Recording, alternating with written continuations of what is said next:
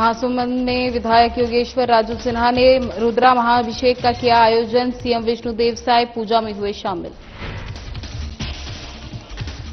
नवा रायपुर में कौशल विभाग की समीक्षा बैठक आयोजित। सीएम विष्णुदेव साय ने अधिकारियों को दिए निर्देश। जगदलपुर पहुंचे स्वास्थ्य मंत्री श्याम बिहारी जायसवाल। स्वास्थ्य मंत्री ने जिला अस्पताल का किया निरीक्षण। जगदलपुर में चिकित्सा महाविद्यालय में बैठक का आयोजन। स्वास्थ्य मंत्री श्याम बिहारी जायसवाल ने बैठक की अध्यक्षता की। दंतेवाड़ा में स्वास्थ्य विभाग की संभाग स्तरीय बैठक आयोजित। स्वास्थ्य मंत्री मलेरिया मुक्त अभियान पर दिया गया जोर। नमस्कार, मैं ज्योति निषाद। रुक करेंगे खबरों की ओर। मुख्यमंत्री विष्णुदेव साय आज स्थानीय विधायक योगेश्वर राजू सिन्हा द्वारा पवित्र सावन मास पर आयोजित रुद्रा महाभिषेक हवन पूजन कार्यक्रम में शामिल हुए। बता दें कि सीएम ने रुद्र पाठ मंत्रोच्चार के साथ भगवान शिव का जलाभिषेक कर पूजन अर्चन कर भगवान शिव का आशीर्वाद लिया और प्रदेशवासियों के लिए सुख समृद्धि की कामना की। इस अवसर पर महासमुंद विधायक योगेश्वर राजू सिन्हा, पूर्व सांसद चुन्नीलाल साहू, पूर्व राज्य मंत्री पूनम चंद्राकर और पूर्व विधायक डॉक्टर विमल चोपड़ा, येतराम साहू सहित स्थानीय जनप्रतिनिधि मौजूद रहे।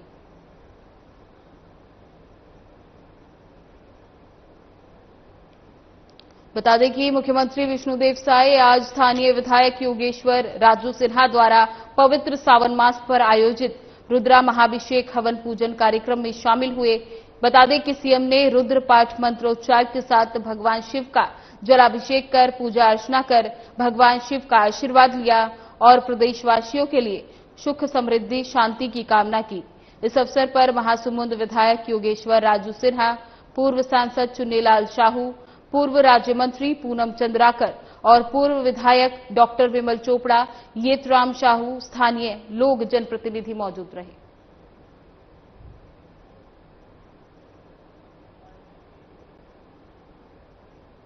मुख्यमंत्री विष्णुदेव साय ने मंत्रालय महानंदी भवन नवा रायपुर में कौशल विकास विभाग की समीक्षा बैठक में स्पष्ट निर्देश दिए कि युवाओं के कौशल प्रशिक्षण को सीधे रोजगार और स्वरोजगार से जोड़ा जाए। उन्होंने कहा कि सरकार का उद्देश्य केवल प्रशिक्षण देना नहीं बल्कि युवाओं को आत्मनिर्भर और सक्षम बनाना है। वहीं मुख्यमंत्री ने बैठक में विभागीय योजनाओं की प्रगति की समीक्षा करते हुए वर्ष 2025-26 के लिए जिलेवार प्रशिक्षण उपलब्धि और आवंटित बजट पर विस्तार से चर्चा की। उन्होंने मुख्यमंत्री कौशल विकास योजना, प्रधानमंत्री कौशल विकास योजना 4.0 और प्रधानमंत्री विश्वकर्मा योजना के अंतर्गत संचालित प्रशिक्षण कार्यक्रम की विस्तृत जानकारी ली। सीएम ने बैठक में विभागीय उपलब्धियों की जानकारी देते हुए बताया कि 1 जुलाई 2025 से मुख्यमंत्री कौशल विकास योजना के अंतर्गत चेहरा स्कैनिंग प्रणाली पर प्रशिक्षण किया जाएगा, जिससे पारदर्शिता और निगरानी में सुधार होगा। इसके चलते बैठक में विभाग द्वारा निजी संस्थानों के साथ किए गए एमओयू की जानकारी साझा की गई, जिसमें नादी फाउंडेशन और महिंद्रा एंड महिंद्रा संस्थानों से किए गए समझौते शामिल हैं।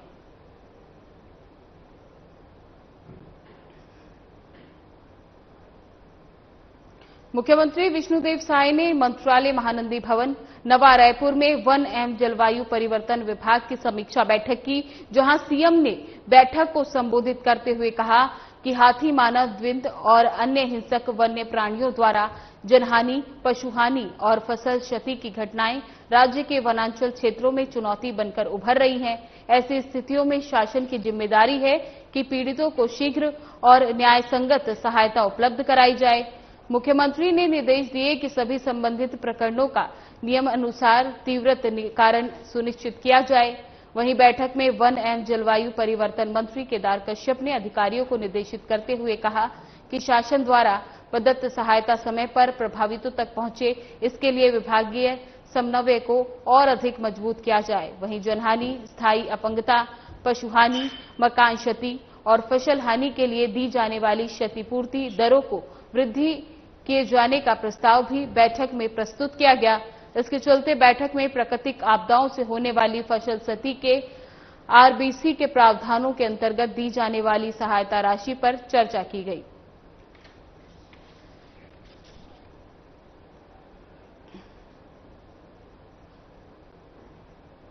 स्वास्थ्य मंत्री श्याम बिहारी जायसवाल ने बस्तर संभाग के 5 जिलों के 3 दिवसीय दौरे की शुरुआत की। दौरे की शुरुआत कोंडागांव जिले से हुई, जिसके बाद कानकेर होते हुए मंत्री जायसवाल जगदलपुर पहुंचे। यहां उन्होंने डीमारपाल स्थित मेडिकल कॉलेज, सुपर स्पेशलिटी अस्पताल और जिला अस्पताल का निरीक्षण कर मरीजों, उनके परिजनों, चिकित्सकों और स्वास्थ्य कर्मियों से मुलाकात की और स्वास्थ्य सेवाओं की स्थिति की समीक्षा की। वहीं स्वास्थ्य मंत्री ने पूर्व में दिए गए कई निर्देश की प्रगति की समीक्षा की, जिनमें मरीजों के लिए पर्दा व्यवस्था, स्क्रीन, टीवी, ऑनलाइन टोकन जैसे आधुनिक व्यवस्थाएं शामिल हैं। उन्होंने कहा कि मेडिकल कॉलेज को और अधिक सशक्त करने के लिए शासन द्वारा 50 करोड़ रुपए की राशि जारी की जा रही है। इस राशि का उपयोग मेडिकल कॉलेज जगदलपुर के हॉस्टल और अस्पताल के नवीनीकरण, जिम, मरीजों के परिजनों के बैठने की सुविधा और चिकित्सा उपकरणों की खरीदी के लिए किया जाएगा।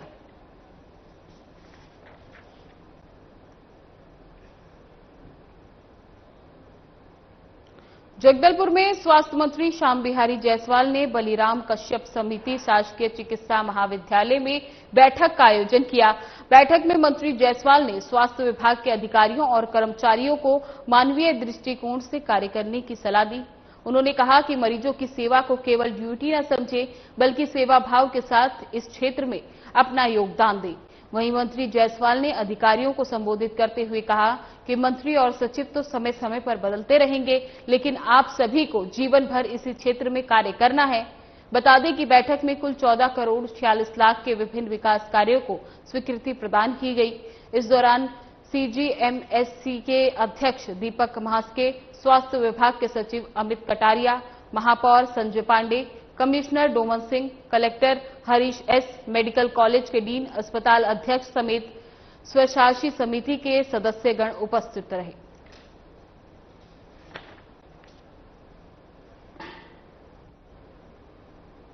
प्रदेश के स्वास्थ्य एवं परिवार कल्याण मंत्री श्याम बिहारी जायसवाल ने दंतेवाड़ा जिला मुख्यालय स्थित कलेक्ट्रेट के सभाकक्ष में स्वास्थ्य विभाग की संभाग स्तरीय समीक्षा बैठक की।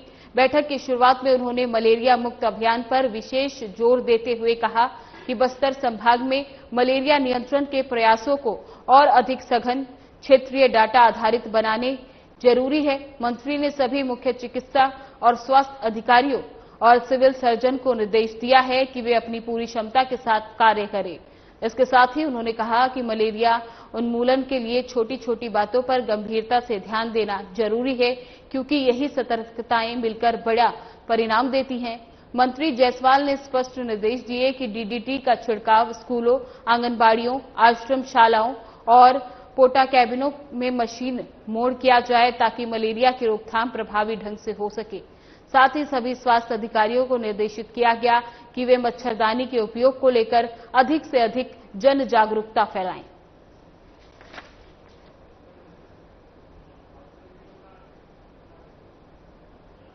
मनेन्द्रगढ़ वन मंडल अधिकारी द्वारा बीजेपी अध्यक्ष और पार्षद गणों, डीएफओ ने अभद्रता की, जिसमें पार्षद डीएफओ को हटाने के लिए नारे लगाए गए। आपको बता दें कि कुछ दिन से शहर में कुछ वार्ड भी भालू आने पर वार्डवासी डरे हुए हैं। इस बात को लेकर बीजेपी पार्षदगण डीएफओ से मिलने गए, लेकिन डीएफओ द्वारा अभद्रता के खिलाफ नपाध्यक्ष प्रीतमा यादव, उपाध्यक्ष धर्मेंद्र पटवा, विधायक प्रतिनिधि सूरज यादव सहित पार्षदगण वन मंडल अधिकारी कार्यालय के सामने धरने पर बैठ गए।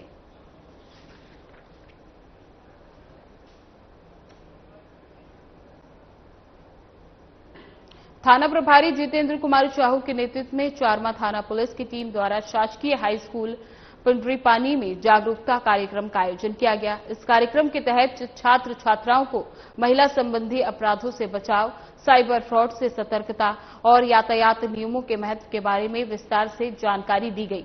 थाना प्रभारी ने बच्चों को बताया कि मोबाइल और इंटरनेट का सावधानी पूर्वक उपयोग करें, ताकि साइबर अपराधियों से बचा जा सके।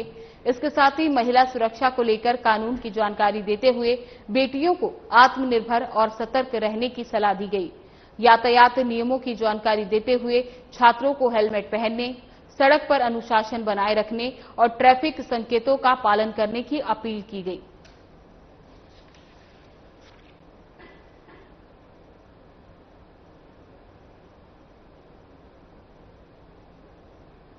लोक स्वास्थ्य एवं परिवार कल्याण मंत्री श्याम बिहारी जायसवाल कोंडागांव पहुंचे, जहां बस्तर विकास प्राधिकरण के उपाध्यक्ष विधायक लता उसेड़ी, कलेक्टर नुपुर राशि पन्ना और जनप्रतिनिधियों अधिकारियों ने मंत्री जायसवाल का स्वागत किया। इस दौरान Chhattisgarh medical service corporation limited के अध्यक्ष दीपक महास्के, स्वास्थ्य विभाग के सचिव अमित कटारिया भी मौजूद रहे।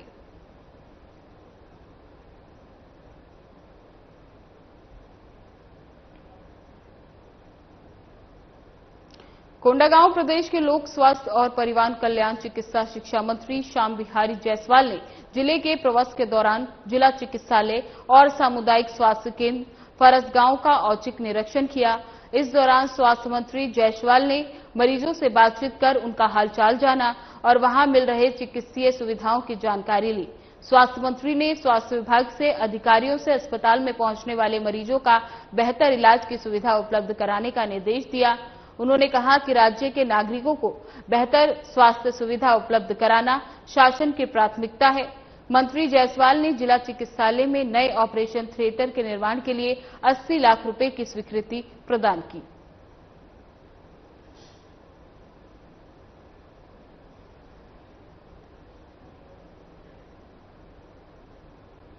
कोंडागांव कांग्रेस भवन में बस्तर टाइगर शहीद महेंद्र कर्मा की जयंती के अवसर पर श्रद्धांजलि सभा का आयोजन किया गया, जहां पर कांग्रेस पदाधिकारियों कार्यकर्ताओं ने छायाचित्र पर फूलमाला अर्पित कर मौजूद जनों के बीच महेंद्र कर्मा के जीवन को साझा किया।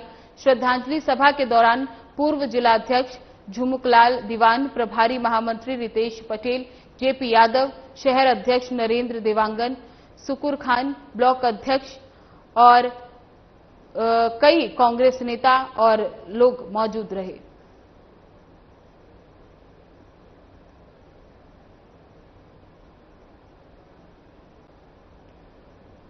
रक्षाबंधन के पावन अवसर के उपलक्ष्य में ब्रह्म कुमारी बहनों ने जिला जेल के कैदियों को राखी बांधी।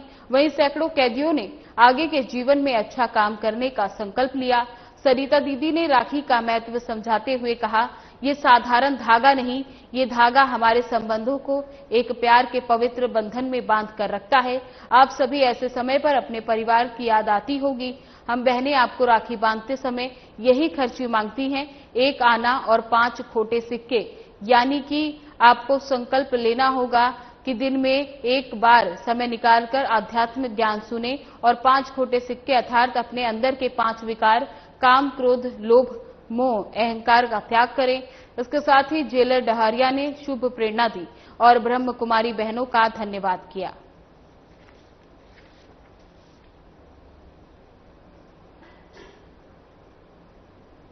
कोंडागांव में वर्षा ऋतु के दौरान खाद जनित बीमारियों और संक्रमण की रोकथाम के लिए खाद्य और औषधि प्रशासन द्वारा बने खाबो बने रहबो नाम से जन जागरूकता अभियान चलाया जा रहा है। इस अभियान का उद्देश्य आम जनता को सुरक्षित, स्वच्छ और गुणवत्तापूर्ण खाद्य सामग्री उपलब्ध कराना है और उनमें जागरूकता फैलाना है।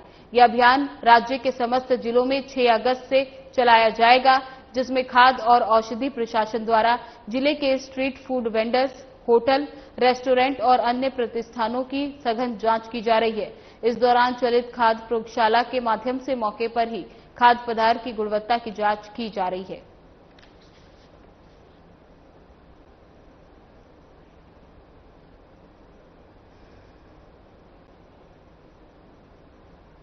सिरकों में आबकारी विभाग ने अवैध नशे के खिलाफ बड़ी कार्रवाई की, जहां ग्रामीणों की सूचना मिलने पर आबकारी विभाग ने एक कार से अवैध शराब ले जा रहे 2 आरोपियों को गिरफ्तार कर लिया और 25 लीटर अवैध शराब जब्त की।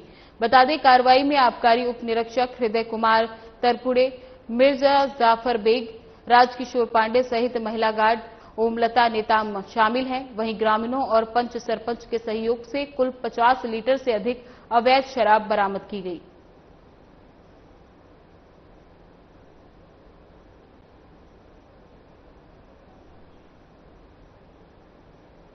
श्रावण के अंतिम सोमवार को शहर में धूमधाम से हजारों भक्तों के साथ पालकी यात्रा का आयोजन किया गया। आयोजन प्रमुख उमंग पांडे और सौरभ शर्मा ने किया। बता दें कि समाज कल्याण, सामाजिक एकता, गौ रक्षा, सेवा और सनातन धर्म के विस्तार के लिए ध्येय के साथ बाबा महाकाल शंकर भगवान की पालकी यात्रा का आयोजन किया गया। यह आयोजन पूर्ण रूप से हमारे सनातनी भाई बंधुओं को समर्पित था। आयोजन में लोगों का उत्साह, गांव-गांव से भीड़, हजारों परिवारों का पहुंचना लोगों में अटूट आस्था को प्रदर्शित कर रहा था। सर्वप्रथम बूढ़ा महादेव मंदिर के पास से भगवान की पूजन अर्चना कर पालकी यात्रा का शुभारंभ किया गया। भगवान शंकर की पालकी को सुंदर और भव्य रूप देकर निर्माण किया गया। वहीं नागपुर से पहुंचे मां काली झांकी ने भगवान शंकर का अद्भुत लीला का प्रदर्शन किया।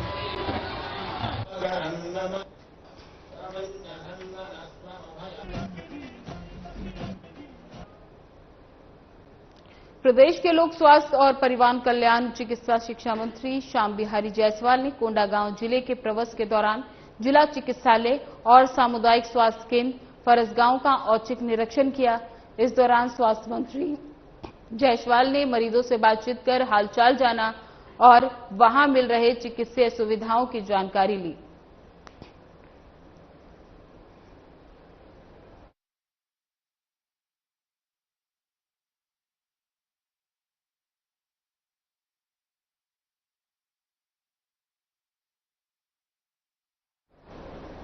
बीजेपी मोर तिरंगा मोर अभियान के नाम से तिरंगा अभियान चलाएगी। बता दें कि प्रदेश के 60 लाख घरों में तिरंगा लगाने का लक्ष्य रखा गया है। ऑपरेशन सिंदूर से जोड़ते हुए ये तिरंगा अभियान चलाया जाएगा। 14 अगस्त को विभाजन विभीषिका दिवस के रूप में भी मनाया जाएगा। तिरंगा अभियान के संयोजक नीलू शर्मा ने जानकारी देते हुए बताया कि छत्तीसगढ़ के प्रत्येक घरों में तिरंगा लगाया जाएगा। इस कार्यक्रम की शुरुआत आज से हो चुकी है। इस बार मोर तिरंगा मोर अभियान के नाम से इसका आयोजन किया जाएगा।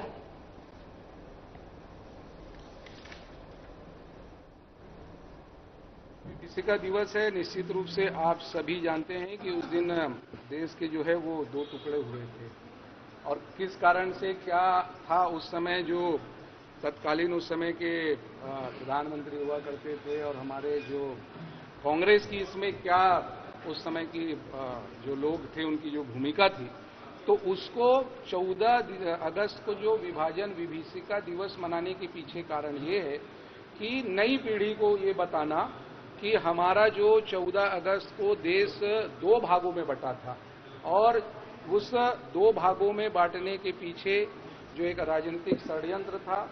निश्चित रूप से ये आने वाली पीढ़ी को इस 14 अगस्त के विभाजन विभीषिका के माध्यम से हम उसको हमारे उस समय के जो इस विभाजन विभीषिका में जो लोग मारे गए थे उनको श्रद्धांजलि के रूप में हम मौन जो है वो जुलूस जिला मुख्यालयों में भी करने जा रहे हैं। देखिए, ये हमारी सेना के शौर्यता और वीरता का जो है वो हमारे लिए गौरव की बात है और उस समय ऑपरेशन सिंदूर की सफलता और उस कार्यक्रम को लेकर पूरे देश भर में भी जो है वो तिरंगा यात्रा निकाला गया है। निश्चित रूप से इस हर घर तिरंगा यात्रा के माध्यम से हर वर्ष की तरह इस वर्ष भी जो है वो हर घरों में तिरंगा जो झंडा है, हमारा जो राष्ट्रीय ध्वज है, उसको जो है हम इस प्रदेश में मोर तिरंगा मोर अभिमान के संकल्प और भाव के साथ जो है वो करने जा रहे हैं। तो निश्चित रूप से ये पूरे देशवासियों के लिए गौरव की बात है, देशवासियों के लिए एक भाव का विषय है कि हमारे सेना ने जो पहलगाम में जो दुखद घटना हुई थी उसका जो है हमने बदला लिया ऑपरेशन सिंदूर ऑपरेशन के माध्यम से। तो उस ऑपरेशन सिंदूर को जोड़ते हुए जो है हर घर तिरंगा यात्रा के इस कार्यक्रम को हम करने जा रहे हैं। एक बड़ी मात्रा में पार्टी जो है इस तिरंगा को जो है वो हमने ऑर्डर किया है। निश्चित रूप से इसके पहले भी पिछले साल उस तिरंगा यात्रा के कार्यक्रम को बहुत ही अच्छे ढंग से संपन्न किया गया था। हमने एक कार्य योजना और रचना बनाई है कि उन 60 लाख हमारे जो सदस्य हमने बनाए हैं उनके माध्यम से जो है इस तिरंगे को, और हमने एक आग्रह और किया है कि घर के बच्चे से उस तिरंगे को जो है लगवाएं ताकि घर के बच्चे के मन में वो भाव आए और वो देशभक्ति का जज्बा और उनको भी लगे कि हमारे राष्ट्रीय ध्वज का क्या सम्मान है या उसका क्या महत्व है। तो ऐसी सारी विषयों पर जो है आज की यह कार्य योजना की जो कार्यशाला की जो बैठक हुई है और उसकी हमने एक बड़ी जो है वो कार्य योजना तैयार की है और झंडे का भी जो है हमने जो है वो व्यवस्थित रूप से जो है ऑर्डर हमने किया हुआ है और घरों तक के जो है वो झंडे पहुंचेंगे भी। एक असाधारण चिकित्सा कौशल और टीम वर्क का परिचय देते हुए एमएमआई नारायणा अस्पताल रायपुर के सीनियर कार्डियोलॉजिस्ट डॉक्टर सुनील गोगनियाल और उनकी टीम ने 48 वर्षीय महिला की जान बचाई, जो हार्ट अटैक के बाद अचानक कार्डिक अरेस्ट का शिकार हो गई थी। ये एक अत्यंत दुर्लभ और उच्च जोखिम वाली स्थिति थी, जिसमें तेजी से निर्णय और उन्नत हृदय चिकित्सा की आवश्यकता थी। इस उपलब्धि की जानकारी प्रेस कॉन्फ्रेंस कर दी गई। डॉक्टर सुनील ने जानकारी देते हुए बताया कि महिला को किसी भी पूर्व जोखिम कारक के बिना 1 घंटे से सीने में दर्द की शिकायत के साथ आपातकालीन विभाग में लाया गया। प्रारंभिक जांच में तीव्र हार्ट अटैक की पुष्टि हुई। हालांकि उपचार शुरू होने से पहले ही उन्हें कार्डियक अटैक आ गया, एक गंभीर स्थिति जिसमें दिल की धड़कन बंद हो जाती है और शरीर में रक्त प्रवाह रुक जाता है। मेरे साथ जो हुआ था वो मुझे ज़्यादा तो कुछ समझ नहीं आया। मुझे बस घबराहट लगी, पसीना आया और थोड़ा सा चक्कर सा आया था। फिर मेरे हस्बैंड लेके आए मेरे को हॉस्पिटल तुरंत एमएमआई। यहाँ पे डॉक्टरों ने मुझे देखा तो उनको समझ में आया होगा जो भी, उन लोगों ने मुझे दवाइयाँ दी। फिर मैं कोलैप्स हो गई थी, मुझे उतना समझ नहीं आया। 1 घंटे तक इन लोगों ने जो भी ट्रीटमेंट दिया, उसके बाद सर की टीम ने पूरा मुझे अच्छे से सीपीआर और इलेक्ट्रिक शॉक वगैरह जो भी देना था सब कुछ किया इन लोगों ने, एंजियोप्लास्टी वगैरह की। और फिर उसके बाद मैं अभी तो एकदम ठीक हूँ। बिल्कुल पूरी तरीके से संतुष्ट हूँ मैं। यहाँ की पूरी टीम, स्टाफ, गुनियाल सर की पूरी टीम, इन लोगों ने मुझे बहुत सपोर्ट किया, बहुत अच्छे से मेरा ट्रीटमेंट किया और मैं आज यहाँ पे हूँ। ये सब की बदौलत ही है कि आज मैं यहाँ हूँ। जो केस है हार्ट अटैक का, ये पेशेंट हमारे पास आए थे इमरजेंसी रूम में, और जैसे ही इमरजेंसी रूम में हमारे पास आए तो इनिशियल असेसमेंट में जब हमको पता चला कि हार्ट अटैक है, जैसे ही हमने स्टार्ट किया ट्रीटमेंट देना, उसी समय पेशेंट सडनली कोलैप्स हो गई। सडनली कोलैप्स होने का मतलब ये है कि पेशेंट को सडन कार्डियक अरेस्ट हो गया। सडन कार्डियक अरेस्ट का मतलब ये होता है कि ब्लड का जो सर्कुलेशन है वो बॉडी में रुक जाता है, जिसकी वजह से वाइटल ऑर्गन्स में ब्लड नहीं पहुंचता। तो ये होने के बाद फिर हमारी जो इमरजेंसी टीम है उन्होंने सीपीआर स्टार्ट किया, कार्डियोपल्मोनरी रिससिटेशन। उसमें सबसे पहले एयरवे जो वेंटिलेटर में पेशेंट को डाल के कुछ दवाइयां जैसे हम चालू करते हैं, और साथ में चेस्ट कंप्रेशन स्टार्ट होता है। तो चेस्ट कंप्रेशन करना इसलिए ज़रूरी होता है कि अगर आप हार्ट को पंप नहीं करते तो सर्कुलेशन मेंटेन नहीं होगा, तो ब्रेन डेड होने का चांसेस बहुत ज़्यादा रहता है। तो ये सीपीआर जो है, जो कार्डियोपल्मोनरी रिससिटेशन है, ये कम से कम आधा घंटा इमरजेंसी रूम में चला। तो उसमें हमने पेशेंट को मल्टीपल शॉक दिए, चेस्ट कंप्रेशन को कंटिन्यू किया और कुछ ऐसी दवाइयाँ भी दी गई जो उस समय दी जाती है। तो वो देने के बावजूद भी हमने ये देखा कि हार्ट अभी भी स्टैंड स्टिल है और हार्ट वापस नहीं आ रहा था, उसकी रिदम स्टेबल नहीं हो पा रही थी। तो फिर हमने डिसाइड किया आधे घंटे बाद पेशेंट के रिलेटिव से, उनके हस्बैंड से बात करके कि अब अगर हमको इसके आगे बढ़ना है तो इसका एक डेफिनेट ट्रीटमेंट होता है कि उस आर्टरी को हमको खोलना पड़ेगा जिससे ये हार्ट अटैक हुआ है। तो ये डिसाइड होने के बाद फिर पेशेंट को हमने कैथ लैब की तरफ शिफ्ट किया। अब यहाँ जो सबसे बड़ा चैलेंज ये था, क्योंकि हार्ट रुका हुआ है, उस रुके हुए हार्ट को हमको पंप करते हुए, चेस्ट कंप्रेशन करते हुए ही हमको ट्रांसफर करना पड़ेगा, और उसी चेस्ट कंप्रेशन में हमको एंजियोप्लास्टी करनी थी। तो नॉर्मली हम लोग जब इस तरह के जो पेशेंट आते हैं तो मोस्ट ऑफ द टाइम ये होता है कि इमरजेंसी रूम में हार्ट का रिदम स्टेबल हो जाता है। जब हार्ट चलने लगता है तो वो समय रहता है जब हम लोग पेशेंट को शिफ्ट करते हैं। लेकिन यहाँ पे सिचुएशन डिफरेंट ये था कि क्योंकि हार्ट चल ही नहीं रहा था, तो हमको ऑन गोइंग चेस्ट कंप्रेशन करते करते पेशेंट को हमने शिफ्ट किया कैथ लैब में, और पूरी टीम इसमें इन्वॉल्व थी। इमरजेंसी रूम की टीम, एनेस्थीसिया डिपार्टमेंट की टीम, कैथ लैब की टीम, तो इसमें बहुत सारे लोग इन्वॉल्व थे।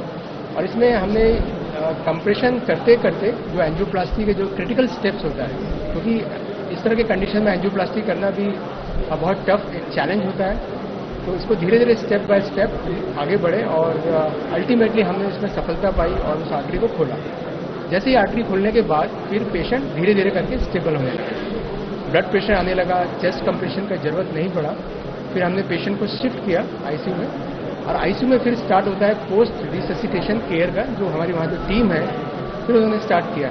फिर वहाँ पे धीरे धीरे करके फिर 2-3 घंटे बाद पेशेंट को होश आने लगा, और फिर वो जो नॉर्मल प्रोटोकॉल होता है उसको भी हमने फॉलो किया। रात में भी थोड़े बहुत चैलेंजेस थे, उसको भी हम क्रॉस करते हुए फिर आगे बढ़े। फिर पेशेंट को 1 से 2 दिन बाद फिर हमने वेंटिलेटर से भी बाहर कर दिया और 3-4 दिन बाद पेशेंट बिल्कुल स्टेबल हो गई और कुछ दिन बाद हमने पेशेंट को डिस्चार्ज कर दिया।